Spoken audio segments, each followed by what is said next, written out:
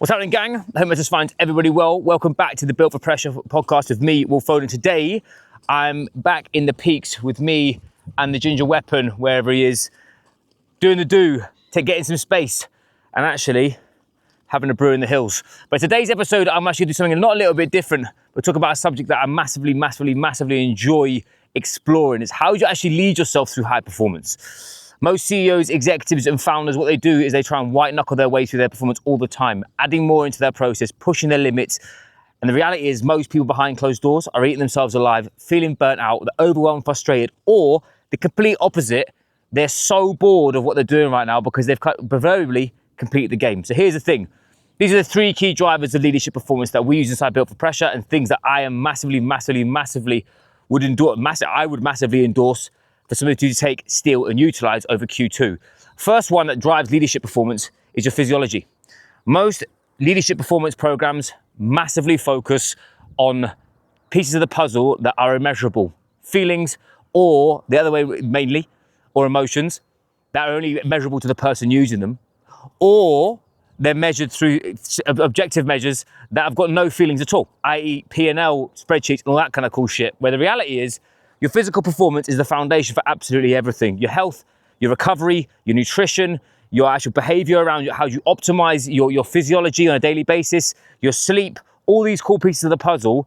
These are the bits that actually drive people forward, not only from a happiness standpoint, from a mental performance standpoint, a decision-making capacity standpoint, an energy management standpoint, but more so how they create staying power inside their performance is not through things you write down, it's through things that you do.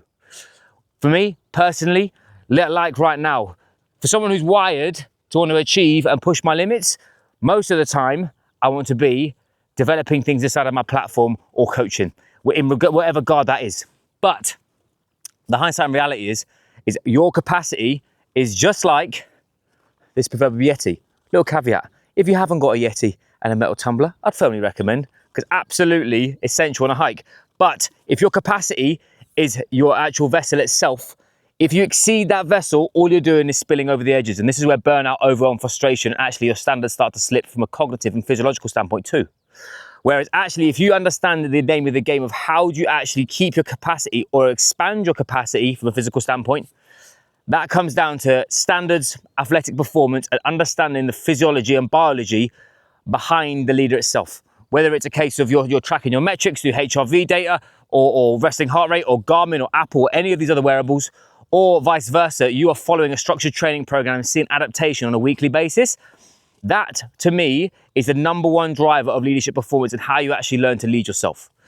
Number two, and something that most people forget, and they actually, especially a long time in my career, it's actually creating space for you to actually think.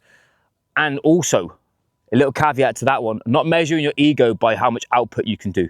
I remember when I was in Singapore, 2 weeks in, a load of the PTs they were already going away. So I went, do you know what? I'll take all your clients on. I took 13 clients back to back, 13 hours of personal training, no break, apart from people feeding me on the move. I can say on this podcast right now that was probably the worst day of coaching I've ever done in relation to the last 5 or 6 people got absolutely fuck all from me because I was absolutely gassed. That's what I mean by capacity. You can only perform as hard as you can recover, physiologically, psychologically, from a neurochemical standpoint, all the way through from an emotional capacity standpoint. If you are starting to get snappy, pissed off and overwhelmed, that's because your stress physiology is too high. Now, in that context there, I compromise myself measuring my ego. How many CEOs, executives, founders and business leaders who are growing their business rely on that ego part of their performance to actually create that output? Too many.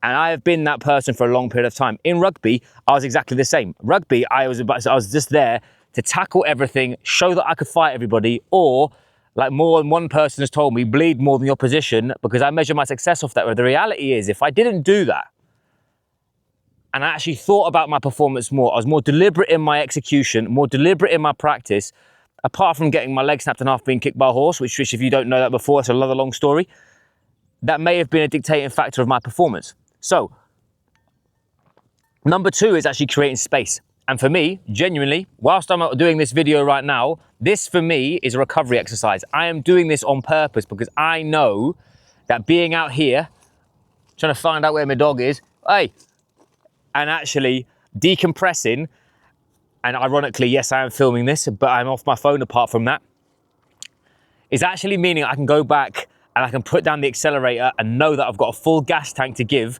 meaning I don't have to worry about how much I can achieve because I already know what I'm doing. Most business leaders who I associate with, work with, or have ever met in my lifetime, to get to where they've got to, they rely on willpower and determination. If you want staying power in your performance, that's already a given. Your problem 99% of the time is how well you recover. Lastly, the third bit of the puzzle that actually allows you to lead yourself is actually training in high pressure environments rather than relying on being in them and being reactive. That's quite specific, but what does it mean? Inside Built for Pressure, we talk about leaders making the right decisions in times that matter. That your game day is not dictated by how well you play in the game. It's how well you train before the game. Your deliberate practice around how you execute, what you need to execute, and the skills, tactics, and from a physical standpoint, an emotional fortitude standpoint, a stress management standpoint, a resilience standpoint, how you actually build practice into your communication and your listening, that doesn't come from just doing. It doesn't come from you sat there when the crisis happens and you relying on just winging it. If you want to be at the elite level, if you want to push yourself and be like we say, built for pressure and be able to be an asset in times of crisis and challenge, your commitment's already a given. But your commitment to deliberate practice on practicing those skills away from that crisis is the key differentiating factor to know that you can be resilient in times that matter, but more so you can be tough across the board. Me personally, I'm currently taking a qualification in mental toughness itself. It measures around mental toughness and mental sensitivity, and there's a whole spectrum of that. And the dictating factor across it is that the reality is that people that are performing at the elite level, they see pressure as fun, because all that training, all that vigor, all that hard work that's gone into the practice beforehand gives them an opportunity to express it in a way that it becomes natural to them. If you are leading a business or trying to lead yourself and you are struggling right now, it's because if you're not inoculated to hard things and you don't take those challenges on as a gift, rather than it's something being reactive and it's happening to you, you're always going to be on the back foot. And it's the reason why most people who come to me who are burnt out or are struggling is they see through a problem, one, that is personal, two, it's happening to them, three, everything's looking in, and four, they haven't actually got the tools underneath which allow them to regulate that internal dialogue in between their head. Because your inner critic will always be the biggest vice of your performance if you're leading a business, leading other people. So anyway, I digress. What I'm going to go do is I'm going to finish this brew. I'm going to head out down to the bottom for a swim, a dip with the dog because it's freezing, my favorite. But if you are a CEO, an executive, a founder, an entrepreneur who's bumping up the same level of plateaus, you're still frustrated with your performance, you still know that you've got more in the locker, you just don't know how to express it. What you need is not someone to tell you some massive long-winded plan. You just need to know the exact lever to pull to start seeing progress again. If this is you and you'd like to learn more about how we index that through a capacity index card, they're coming out soon, I'm happy to show you it. In the notes, there's a link for you to get into my calendar, or vice versa. Send me an email or message on LinkedIn, and I'm happy to get to know you. So anyway, I digress. Have an awesome day, gang, and I'll catch you guys soon.